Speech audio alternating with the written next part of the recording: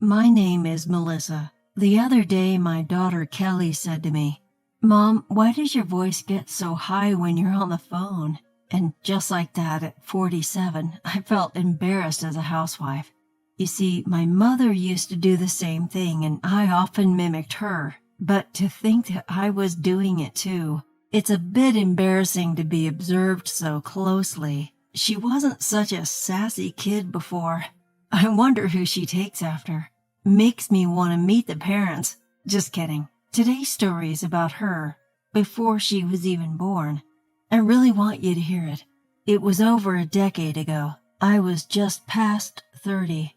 After marrying my husband, our life had finally settled down, so I took a part-time job at a nearby market, but it turned out to be a bad move.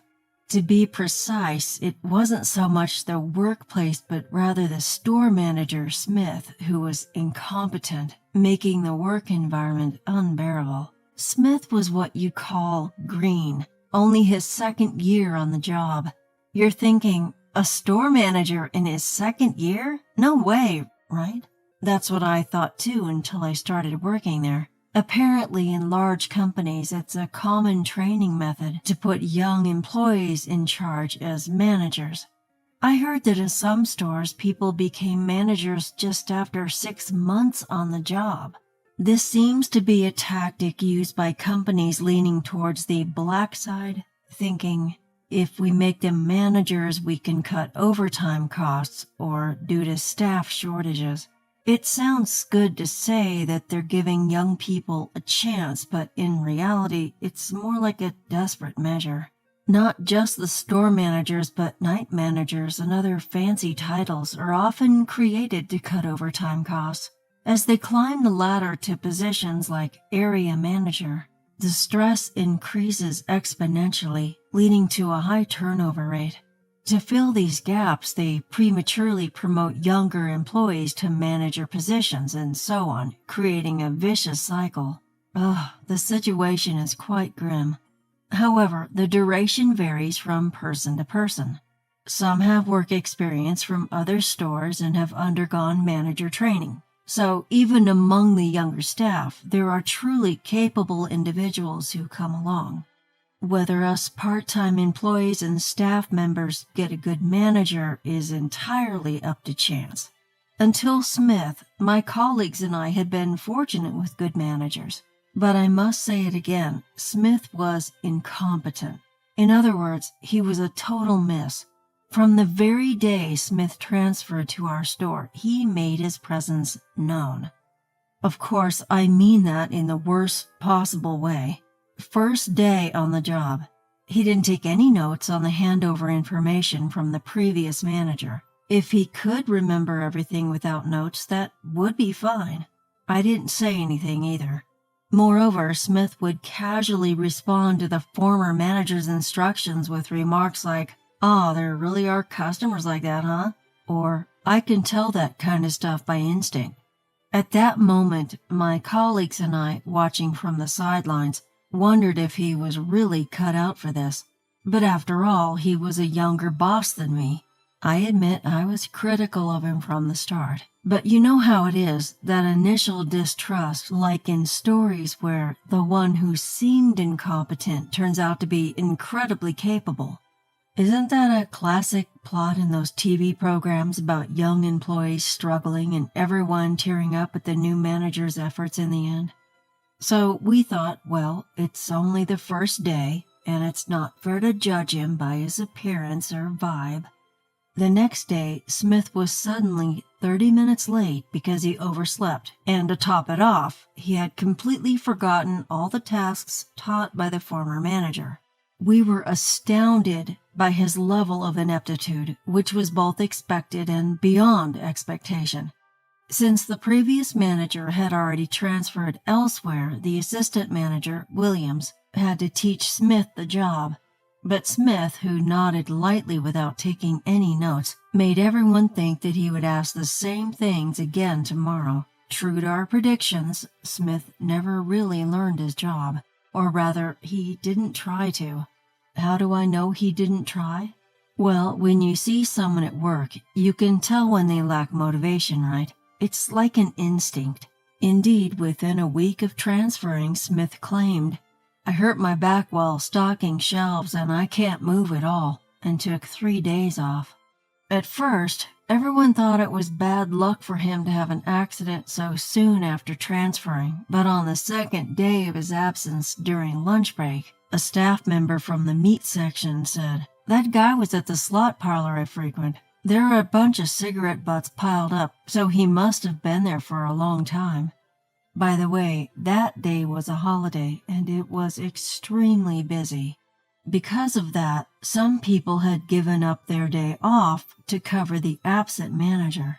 It goes without saying that everyone was on the verge of exploding with frustration, veins popping on their temples and foreheads. After the break, Smith returned, waving with a smile. "Really sorry for taking time off," he said, running lightly into the store. Everyone was thinking, "What happened to your back, Manager Smith?" and wanted to trip him up, but we just stomped our feet and tapped our fingers in frustration. Smith's behavior continued to be astonishing in a bad way. First, he was hopeless with women. Our workplace didn't have the kind of cute girls that Smith liked. We had people who would stomp on bugs with a straight face and slam their desks, laughing heartily. A group of tough, wild characters. Smith, who likes teddy bear-loving girls, casually showed no interest in our part-time employees and staff, who were like real bears even a hunter would flee from. So Smith turned his attention to the customers. Wandering around the store, pretending to stock shelves or check items, he would approach high school and college girls at the speed of light. Then it was chat time for 20 to 30 minutes. Even if the cash registers were short-staffed, right in front of him, he didn't care and just enjoyed his time with the girls. Williams yelled at him in the back, but it was useless. Smith would just laugh mockingly, saying, "Sorry," and then go off to find another girl. It was hopeless. At least if the customers were happy, it could be barely called customer service. But the girls he talked to all looked annoyed and inconvenienced. It's not an exaggeration to say that Smith's mere presence was bringing down the reputation of our supermarket. He was like a walking complaint. While we were angry, we had to pull Smith away from the girls. We wanted to scold him, but unfortunately in the work schedule, Smith was counted as one human being. One. Even though his actual contribution was 0. Because of this, we were always short-staffed and had to make customers wait. If there was time to scold Smith, we should have prioritized the customers in front of us. This was William's decision, so we focused on our immediate tasks, but everyone, including Williams, was accumulating stress from not being able to express what they wanted to say. Smith's problems weren't just about taking notes or chatting up girls. He also judged employees by their looks. Of course, with mostly robust employees like ours, everyone was pretty much the same. However, among them, perhaps because he saw them every day, Smith gradually created a hierarchy in his mind like, "She's on the cuter side," or "She's older." A woman in her 40s who was single was his favorite, and I, a married woman in my 30s at the time, was treated lightly, receiving orders without a subject like, "Do that for me." This infuriated the male employees the most, who couldn't hope to be Smith's favorites. They were burdened with all sorts of troublesome tasks, but Smith would forget he even assigned them. One person was told, "I want to check the herb sautéed salmon before it's stocked, so don't put it in the ice corner, leave it up front." Following the manager's orders, that person did as instructed, but Smith had forgotten he even gave the order, and the salmon ended up melting. It wasn't spoiled, but refreezing could affect the taste and aroma. It was a no-go for sale according to the manual. The store suffered a significant loss thanks to Smith. Isn't it a manager's primary job to increase sales? There were other issues too, like when a young part-time employee girl coughed a bit, he sent her home early to avoid worsening her cold. while people not in his favorites had to do overtime and work on holidays. Of course, the employees didn't stay silent, and those who were wronged would shout, "Get your act together!" But it had no effect. Smith would defiantly respond, "I'm the manager, right? You think I'm going to listen to you low-level employees? If you have complaints, either quit or try to outrank me." Gradually, Smith started leaving work early. His destinations varied, like horse races, slot parlors, or cafes with women he liked. If he only had kept it hidden, but he blatantly boasted about it, killing our motivation. Many young single men actually quit the job because of this. But for those of us with children or taking care of elderly parents, finding another job wasn't easy. Despite our grievances, we had no choice but to cling to this supermarket. We supported each other's busy schedules and shortcomings, trying to work hard even with fewer people, as if Smith wasn't there from the start. Then, out of the blue, Smith called me to the back. That day was a 5 times point day, and the cash registers were bustling. Why call me now? He really can't read the room, I thought angrily as I went to see Smith. And he said something unbelievable. Lately, there have been a lot of letters to the customer consultation desk. Guess what they're about? Maybe complaints about long waits at the registers or being treated roughly when approached or employees talking too much. By the way, the long waits at the registers were because Smith was chatting and we were short-staffed, and despite speeding up, there were too many customers. The complaints about rough treatment and too much employee chatter were all directed at Smith. The possible customer complaints I just listed were practically an introduction to Smith. If there was a Wikipedia page about Smith, this could be copied and pasted directly. But Smith just smirked condescendingly at my words and nodded knowingly. Doesn't he realize it's about him? This failure of a manager? You really understand, don't you? Huh? Smith clapped his hands loudly and rejoiced, leaving me dumbfounded. Did I really understand Smith that well? I didn't like the sound of that, but I doubted this man could see himself objectively. Did he even understand himself? Turns out you're aware after all. Saves me the trouble of explaining. All the customer complaints are about you. What? I've seen it. While I was serving customers, you were talking at the register, always looking busy, but actually just scowling. That looks rough. Talking to customers at the register was about your complaints, and having a stern face is just my natural expression, you know. Before I could retort, Smith continued with his theory. I thought there was too much idle chatter among the employees, just chatting while stocking shelves. You all huddle up in the aisles. That's no good. It's something incompetent people do. But that's because we were discussing who would cover for your absence and who would help where. It was frustrating. I was about to say, with all due respect, when he dropped the bombshell. With complaints like this continuing, William isn't useful either. A reform is needed. You're a nuisance, so leave. You're fired. Being fired so abruptly, I was honestly surprised. Fired? Really? Understood, I replied, and immediately went to gather my things from the locker and left the store quickly. It was that evening I received a call from my close colleague, Carol. Melissa, is it true you left? The manager is bragging about it. Yeah, it's true. I left. If you're not here, we can't manage the work. Well, I feel sorry for everyone and frustrated myself, but I was fired. If the store can't function without me, then that's that. That's true. Carol's voice on the phone conveyed her dilemma of whether she should quit too. Hey, Carol, I have a suggestion. Huh?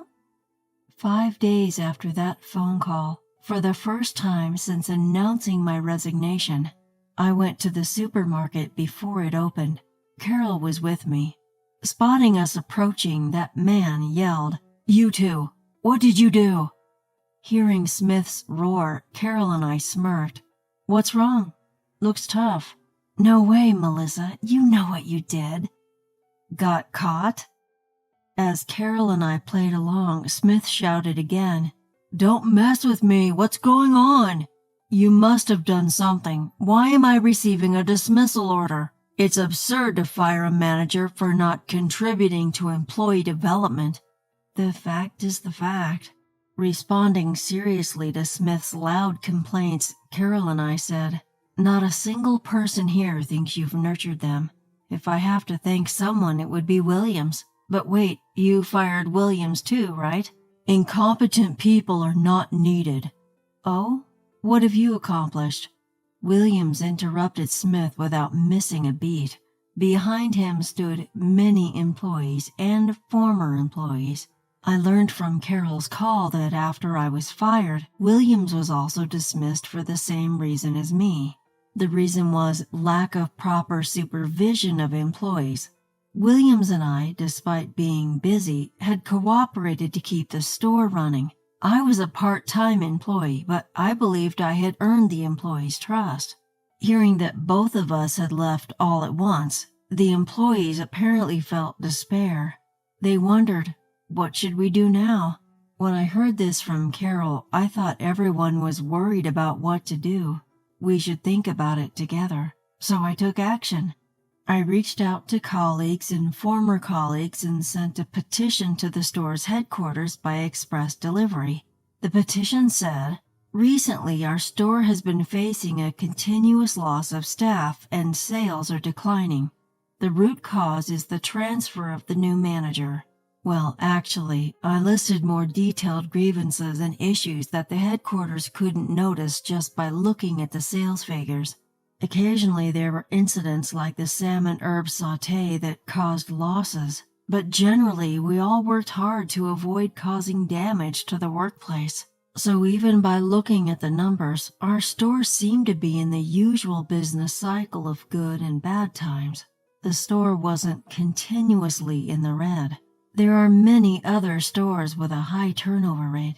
Since Smith worked decently when the area manager visited, individual complaints of employees leaving were seen as just grudges at the end of a sour human relationship. For these reasons, the headquarters had no idea about the poor environment of our store, hence the petition. A petition from just one or two people might have been ignored by the headquarters, but the revelations and signatures of over 70 past and current employees, including those who had resigned, had a significant impact. The headquarters, which usually moves quickly in such situations, decided to dismiss Smith almost as if to sweep it under the rug. Along with that, former employees who wished to return to the store were allowed to do so. Short-staffed as they were, the headquarters would prefer a large group of employees over just Smith. Former employees already familiar with the operations were especially welcome to return. Moreover, Williams had secretly brought surveillance camera footage showing Smith persistently bothering customers, which we presented as evidence to the headquarters. We also sent footage showing how Williams and I were unjustly forced to leave. After former employees' accusations and seeing Smith on the surveillance camera harassing multiple women, the headquarters' view was, we can't tell which employee the customer complaints are specifically about as names aren't written, but Smith's behavior as an employee is very regrettable. That was the moment Smith's incompetence was exposed. One former employee's sister had recently been one of the girls bothered by Smith in the store.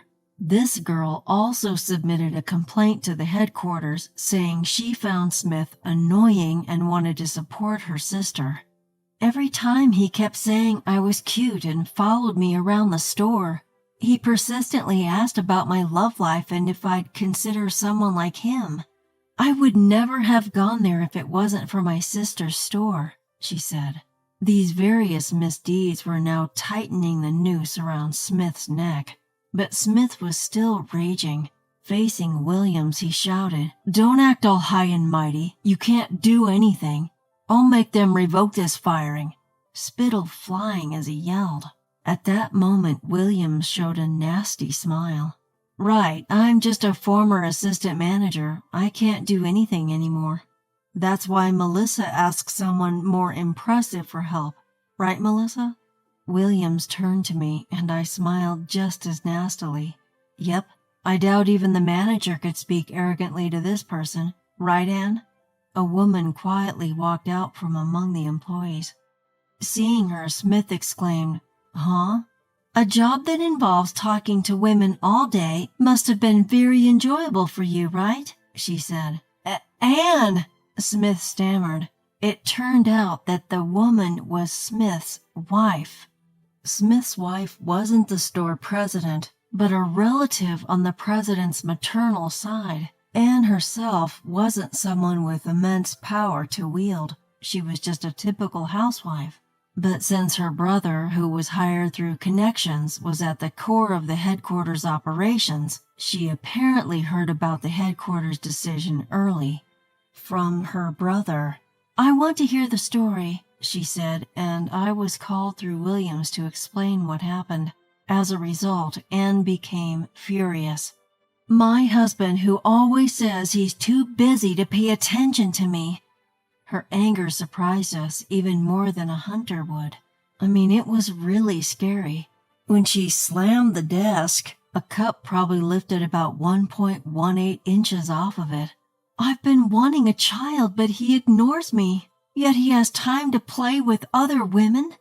"No, it's not like that. There was no ulterior motive. It's all lies. Fake, fake, fake." "Oh, really? But the surveillance camera showed you following girls around and talking to them. They were customers, right?" "Surveillance camera? No, that's fabricated. Fake, fake, fake." "Enough with the poor lies." "Well, I guess it's true. You did approach me in the store, too. That's just the kind of man you are, huh?" While pointing at Smith and looking mischievously in our direction. "He's just hopeless, isn't he?"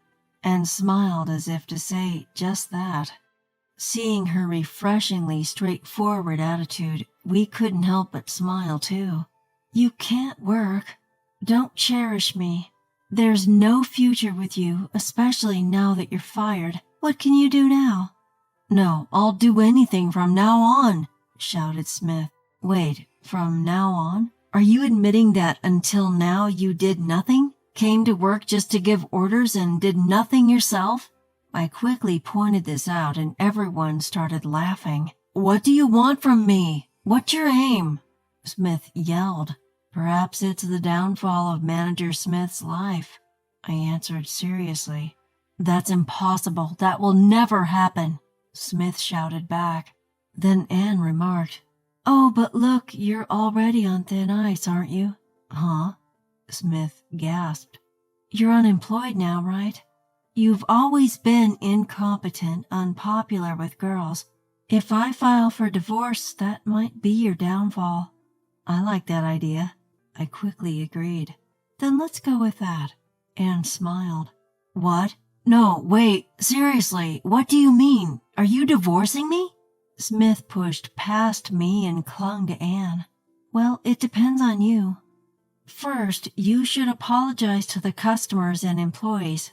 They've been living in uncertainty because of you, deciding whether to quit or stay. You've caused so much stress to people whose lives depend on this job. It's all your fault." Smith fell silent under Anne's onslaught of logical arguments. Are you apologizing from your heart?" "We can't hear you, Manager Smith. Shall we use the store's announcement system so everyone can hear it loud and clear?" "Oh, that's a good idea. If you do that, I might reconsider the divorce." "What?" Anne went along with my suggestion, and Smith panicked. But the women's uproar wouldn't stop. It was like the festival was just beginning, and they joyfully dragged Smith to the store's announcement microphone. Needless to say, Smith stood there, teary-eyed and trembling, as the two women cheerfully handed him the microphone. Smith looked like a herbivore thrown into the savannah.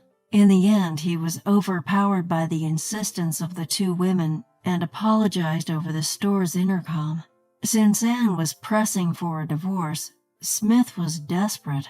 However, knowing that the apology was insincere, Williams suggested that Smith sing Time of Your Life as a farewell song.